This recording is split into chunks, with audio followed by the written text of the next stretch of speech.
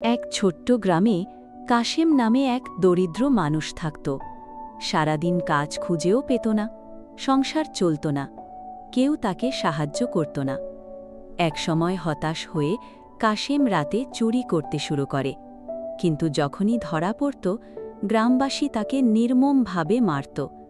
এরপর গ্রামে যত চুরি হতো সবাই বলতো, এটা নিশ্চয়ই কাশেমের কাজ। একদিন প্রচণ্ড মার খেয়ে কাশেম মৃত্যুশয্যায় বলল, আমি মারা গেলে আমার লাশ রাতের আঁধারে রাস্তার মাঝে ঝুলিয়ে রেখো। কিছুদিন পর সে মারা গেল। তার ছেলেরা বাবার শেষ কথা মতো লাশ ঝুলিয়ে রাখল।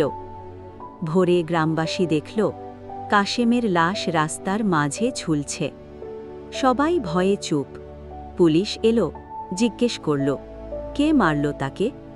কিন্তু কেউ উত্তর দিল না, কারণ জীবিত অবস্থায় সবাই তাকে মেরেছিল। শিক্ষা: দরিদ্র মানুষকে ঘৃণা নয়, সহানুভূতি দিতে শিখো।